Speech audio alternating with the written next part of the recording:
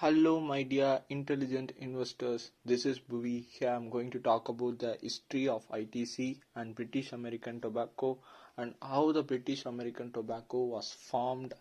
And today's video is going to be a little bit boring, and it's only for the avid and voracious investors who are all really into this subject. So it's going to be boring.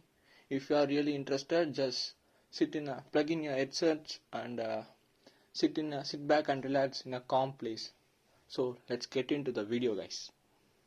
The story starts in 1881 from the guy James Buchanan Duke, which is shortly called Book Duke. In 1881, he ran a tobacco factory with machines. He was the only guy who was using machines to manufacture cigars. And at the period of time, he amalgamated 4 companies in the local area and created it as a ATC, American Tobacco Company. Over the due course of ATC, in the business periods, ATC swallowed 200 small companies in America. And at the Europe, in Britain, in 1890, British market had 13 family-owned tobacco companies. In the time, ATC is willing to go for a business ride. Start a business in England. So they offered to a family called Origins of Liverpool, 8 lakh euros. Pounds. The family is the major in Britain cigarette manufacturing. After acquiring Origins of Liverpool's company, so ATC started to have a price war with the Britain companies. So the England players, who are all William Wills and Henry Wills, gather other players in Britain to form Imperial Tobacco Company. So those small companies are formed into a company called Imperial Tobacco Company.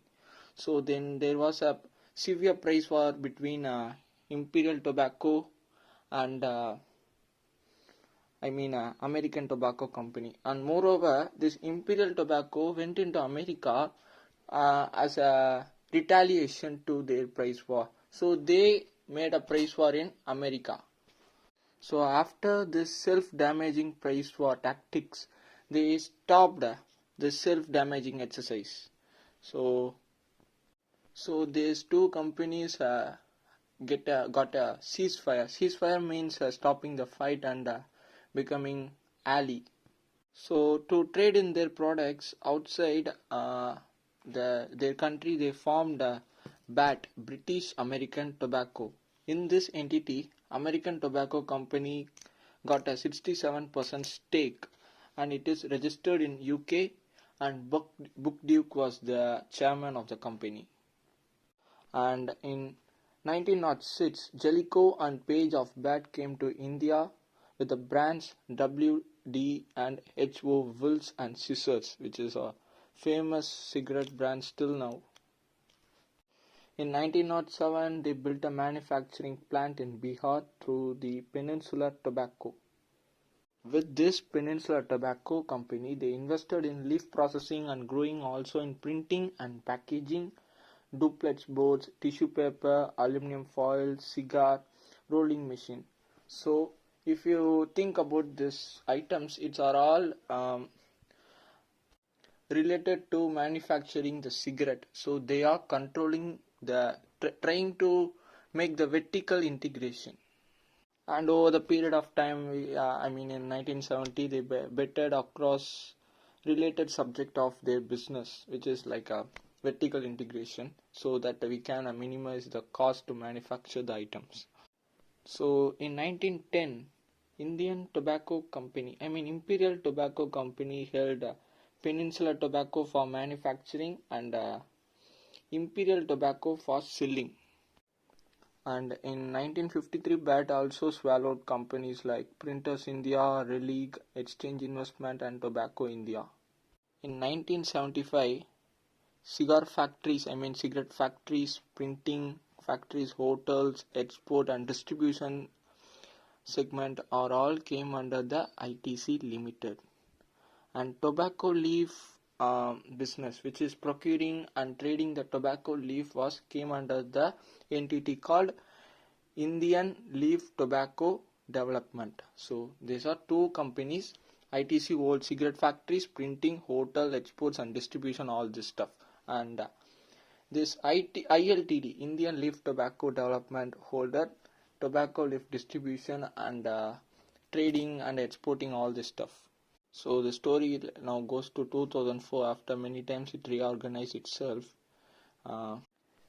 Cigar, tobacco, hotel, export, retail all came under ITC. In that ITC company, BAT holds 26.7% stake by Tobacco Manufacturers India, and Rothmans holded 1.39% stake, and Middleton Investments had a 4.3% stake. So in 1910, BAT held Peninsula Tobacco for manufacturing cigarettes. So in 1912, it bought Indian Leaf Tobacco Development to distribute and trading in the tobacco leaves. In 1953, and BAT reorganized itself and swallowed like local players, many local players. It had acquired many local players to become a giant in this Indian market. So in 1975, BAT held again. 1975, BAT held. I'm reiterating. In 1975, BAT held ITC Limited and ILTD. In 1975, it brought all its business under Tobacco Manufacturers India. In 1970, ITC changed their name to Imperial Tobacco Limited to Indian Tobacco Limited, and so it also changed once more its name to ITC in 1974 and ITC Limited in 2001. So in between these changes, in 1981, IDBI Bank, which is worst bank today, Industrial Development Bank of India, suggested to acquire Ashok Paper, which is a loss-making entity, and ITC also bought it with 95 million or something, and it didn't take off. It made a huge loss for them. In 1979, ITC promoted a paper making company, Bhadrachalam Paper Boards.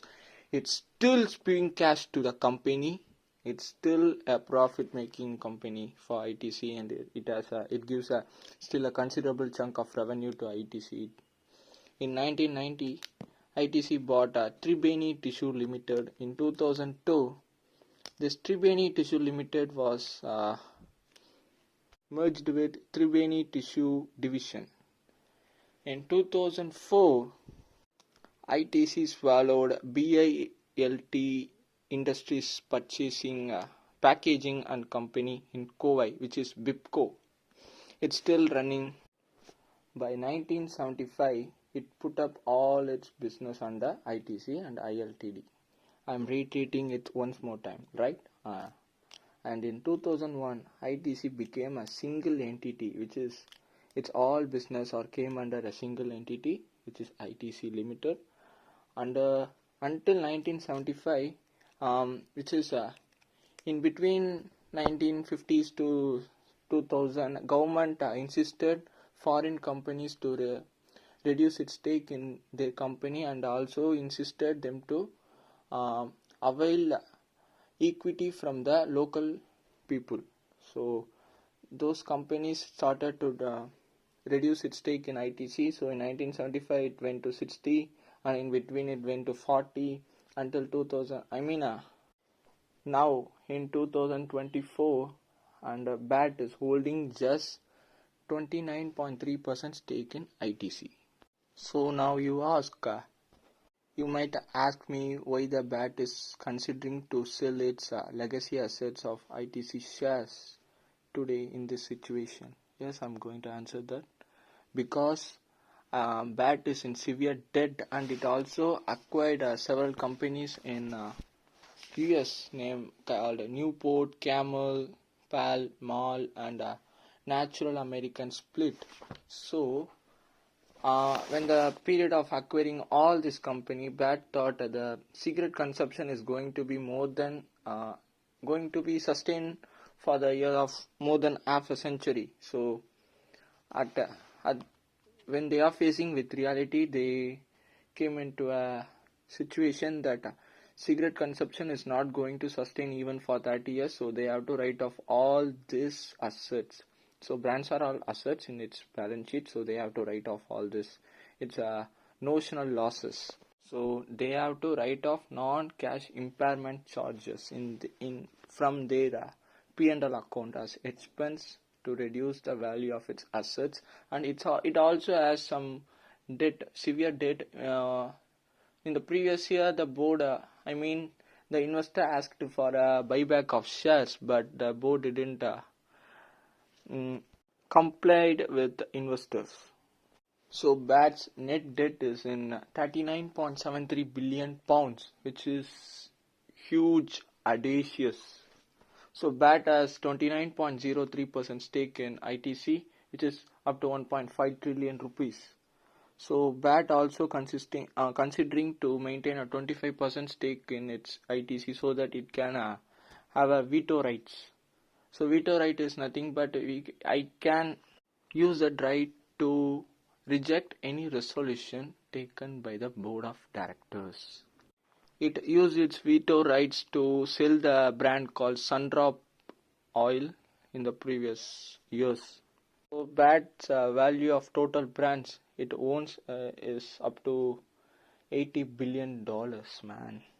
So its non-cash impairment charges might be go up to 27 billion pounds, which is 34 billion fucking dollars. Sorry. So they are considering to sell at 4% of the stake.